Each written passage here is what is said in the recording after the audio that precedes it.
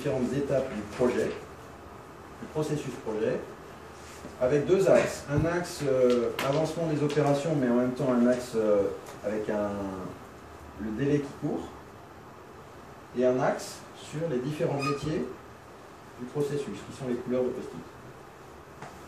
Ça permet de voir finalement comment travaillent les différents services de manière collaborative. Est-ce que les services travaillent de manière optimisée ou séquentielle? Est-ce qu'il y a des retouches? Est-ce qu'il y a des surabondance d'opérations? Et quand on fait cet exercice, dans n'importe quel projet, le résultat est le même, on l'a fait plus de 20 fois, on obtient entre 50 et 80, même 100 opportunités d'amélioration. On va ensuite prioriser entre l'impact, ce qu'on gagne, ou plutôt l'ampleur des problèmes, et puis la faisabilité, c'est-à-dire le délai pour faire, ou bien encore le coût pour faire. Et on va chercher à garder les 20, 30, 50 actions qui ont le plus fort impact et la plus forte faisabilité. Alors, en fonction des processus et en fonction du temps disponible, on arrive à converger vers une cible. Pour ceux qui connaissent la VSM en manufacturing, c'est beaucoup plus simple de faire une cible d'une VSM en manufacturing qu'une cible de PDVSM. Aussi, c'est pas le même délai, c'est parce que le processus est généralement beaucoup plus compliqué dans le monde des projets que dans le monde du manufacturing. Est-ce que vous avez des questions là-dessus? On poursuit. Oui, j'ai une question. En fait, je ne comprends pas exactement comment on peut faire un VSM sur un projet. Est-ce que ça présume que tous les projets sont identiques? Alors, on prend un projet, soit on en prend un unique et ce que l'on va cartographier, ce n'est pas le produit comme en manufacturing, mais c'est le livrable, ou c'est l'évolution des opérations qui vont constituer le livrable. D'accord? Donc c'est ça qu'on cartographie. Mais si chaque projet est unique... Et bien dans ce cas-là, on va cartographier le projet unique. Et on va cartographier le livrable qui évolue dans le projet. Vous pensez à quoi comme type de projet? Des projets marketing, des projets... Alors un projet marketing, quel est le livrable d'un projet marketing? Ou quels sont les livrables? C'est différent. Il y a des projets des publicités, des campagnes... Bon, mettons que le livrable du projet marketing, ce soit la campagne. Déjà, il faut choisir un flux de valeur. Donc, s'il y a plusieurs livrables, plusieurs produits de sortie de votre projet marketing, il faut choisir le flux de valeur qui va aboutir au livrable qui nous intéresse. Soit vous prenez les campagnes marketing, vous avez dit des campagnes, oui. Voilà, soit vous prenez les campagnes de publicité, soit vous prenez d'autres livrables, mais vous prenez un sujet. Et ensuite, vous allez cartographier quelles sont les étapes par lesquelles vous passez pour construire ce livrable. Vous pouvez me les indiquer? Est-ce que vous pouvez me les indiquer, ces étapes? Je ne suis pas de marketing, mais c'est un souci. C'est quelque chose. On se pose des questions. Alors moi non plus, j'ai pas... Il y a des événements, il y a plein de choses. Voilà. Mais en revanche, quand vous construisez un livrable campagne publicité, vous avez des livrables intermédiaires, vous avez des briefs, vous avez une consultation du cabinet qui va vous faire la pub, vous avez des premiers prototypes de messages publicitaires, vous avez une validation des messages. Et donc ce sont toutes ces étapes que vous allez cartographier. Oui. Peut-être ce qui me rend soucieux, c'est que il y a des métiers où ils ont l'habitude d'avoir les standards. Ils ont l'habitude de parler des processus. Oui?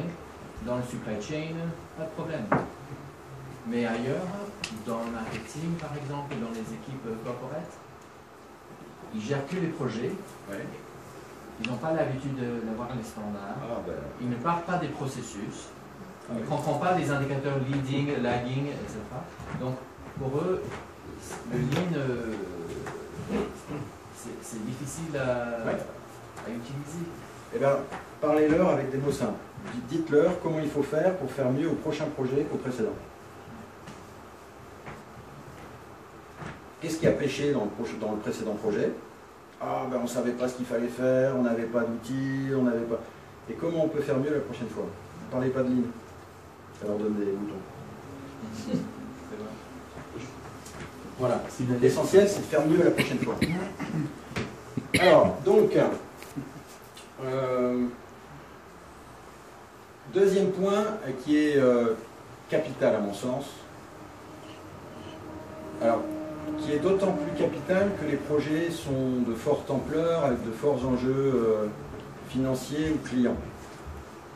C'est la notion de processus, organisation, gouvernance, projet. Alors, qu'est-ce qu'on retrouve là-dedans? Vous arrivez à lire la partie blanche? Non? Alors, est-ce qu'on peut... Donc, je vais vous lire. Un processus standard unique, ou plusieurs processus par nature de projet, si on a des projets différents. Les plusieurs standards par nature de projet, décrivant en détail les livrables pour chaque phase et pour chaque métier.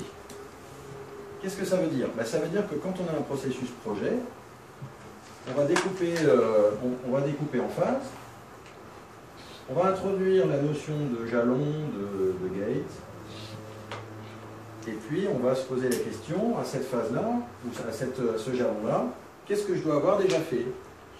Et à celui-là, qu'est-ce que je dois avoir déjà fait? Et puis si je n'ai pas fait, comment je gère?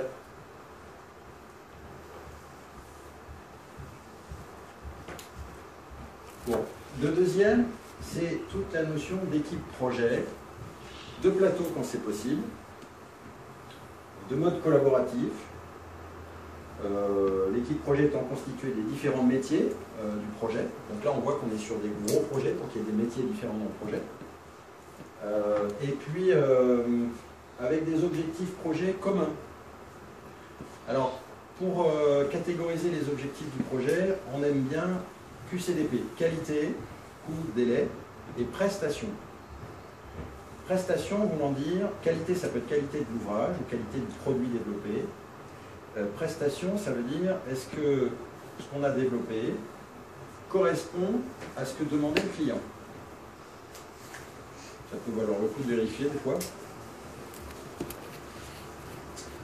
Alors, avec réunion hebdomadaire, généralement la majorité des projets qu'on peut voir nécessitent une réunion hebdomadaire. Est-ce que vous avez des contre-exemples? Des réunions hebdomadaires dans les projets vous paraissent pas pertinents? Levez la main.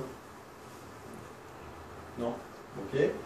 Et puis, donc pour pousser à l'ingénierie simultanée. Le mot ingénierie simultanée est important pour travailler sur le délai, travailler sur un seul livrable qui soit bon pour l'amont et l'aval, et travailler sur, de manière collaborative sur un seul et même livrable qui soit bon pour tout le monde, et au plus tôt.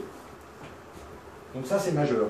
Bon, rien d'innovant, hein, je pense que ça existait avant qu'on fasse cette conférence, mais on constate que c'est pas toujours fait comme ça dans les métiers de projet sur lesquels on travaille, ce qui pose souci. Bon, on travaille un peu dans la construction, ça c'est un sujet dans la construction. Et ça aussi. Alors, troisième point, la gouvernance projet. Autrement dit, les différents jalons, les différents jalons internes du projet, les différents jalons clients, où là le projet vient présenter au client, et puis les différents jalons des métiers du projet. Et évidemment, le processus d'escalade. Quand ça se passe mal, qui est informé? Qui réagit? Comment? C'est ça le processus d'escalade. L'organisation. Bon, là, ça dépend un peu des projets, mais dans les grands projets, un classique, c'est souvent l'organisation matricielle, avec une équipe projet orientée client et projet, mais en même temps avec des métiers qui sont encadrés par des responsables métiers qui, eux, managent l'expertise, managent le retour d'expérience, managent la capitalisation et managent la contribution de leurs équipes métiers à la bonne marge du projet. Mais le décideur, c'est le patron du projet. Alors, quand il y a ambiguïté dans cette matrice, et c'est le cas d'un certain nombre de nos clients, ben ça ne marche pas bien. Les ressources. Alors il y a plusieurs choses à dire. Dans les ressources, il y a déjà évaluer le niveau de ressources nécessaires par métier pour le projet. Ça déjà c'est un sujet, c'est pas souvent fait. Dans le fameux projet de déménagement d'usine Allemagne en Allemagne en Autriche, c'était absolument pas fait. Et donc ils se sont retrouvés la veille du transfert avec un tsunami, à bosser 23 heures par jour. Donc le chiffrage des ressources projet par métier, et puis ensuite staffer les compétences au bon moment. Et enfin les outils standards. Donc les outils standards, on va revenir aux checklists. Les checklists sont un élément majeur d'excellence dans le projet pour capitaliser, pour tirer les leçons des erreurs, pour enrichir le mode de fonctionnement. Par exemple, vendredi, Michael, alors Sandra n'est pas dans la salle, mais Michael peut en témoigner, vendredi, quand on a fait une réunion de bouclage de ce petit déjeuner, avec les équipes, non seulement on a listé les actions à mener pour être sûr d'être bien aujourd'hui lundi, mais aussi on a listé toutes les actions qu'il fallait mettre dans la checklist de préparation du projet petit déjeuner pour faire en sorte que le prochain petit déjeuner se passe encore mieux que le précédent. Donc dans ces outils standards, vous pouvez retrouver quelques outils informatiques du type knowledge management, du type base de données de costing, base de données de modules produits, base de données en tout genre, mais aussi des checklists qui sont là pour capitaliser les erreurs passées. Donc les checklists en mode projet, c'est vraiment l'outil d'amélioration continue du projet. Il y a quelque chose qui se passe mal, on essaie de comprendre pourquoi et on le transforme en point de la checklist étant la liste des choses à mener pour que ça se passe bien. Alors on continue. Donc quand vous avez un projet, alors en fonction de l'ampleur du projet, vous avez besoin d'une charte projet. Donc là vous avez la partie énoncé du problème, la partie livrable, la partie équipe, la partie objectif, qualitatif et quantitatif, et puis la partie facteur clé de succès. Donc quelque part, se forcer à écrire ça, c'est anticiper tout ce qui peut se passer. Là vous avez même le planning, j'ai oublié de le dire. C'est anticiper tout ce qui peut se passer en termes de soucis sur l'incompréhension dans l'objectif, l'incompréhension sur les livrables. Donc ça peut aider. C'est pas révolutionnaire, mais après le sujet c'est est-ce qu'on le fait. Il vaut mieux le faire que pas le faire. Ensuite, le fameux fil rouge. Bon, là vous avez divers plannings de divers secteurs économiques. Vous devez voir une ligne brisée.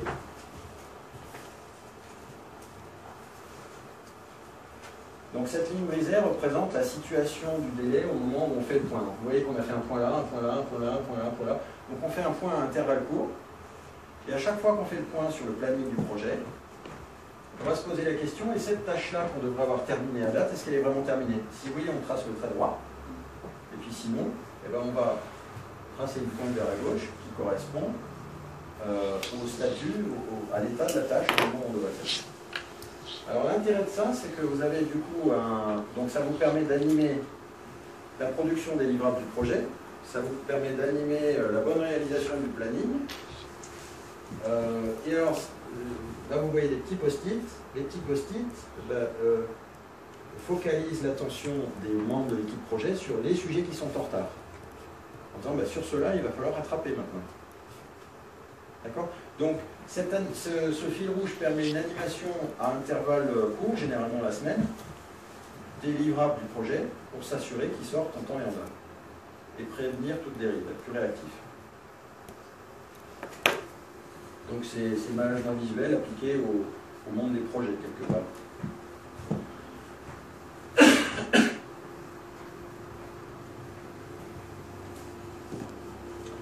Alors, ce que vous avez là, c'est un AMDEC. Sauf que... Alors, qui connaît l'AMDEC? Levez la main. Bon. FMIA, qui connaît FMIA? C'est la même chose en anglais? Bon, c'est pareil, ok. Alors, l'AMDEC, tout le monde connaît l'AMDEC moyen pour les projets plutôt d'ingénierie machine. Tout le monde connaît l'AMDEC produit pour garantir la fiabilité du produit en développement produit. Tout le monde connaît l'AMDEC process pour garantir que le process ne va livrer que des pièces bonnes. Mais par contre, qui parmi vous applique l'AMDEC sur l'évaluation des risques dans les projets? Levez la main. Voilà. Donc le sujet est là. Le sujet, c'est comment j'anticipe les risques du projet. Alors l'outil pour le faire, c'est l'AMDEC. Simplement, on va être ni sur moyen, ni sur produit, ni sur process, on va être sur les risques du projet. Alors moi, j'ai eu l'occasion d'utiliser cet outil dans un projet informatique, dans un projet Lean Six Sigma appliqué à l'informatique pour des call centers.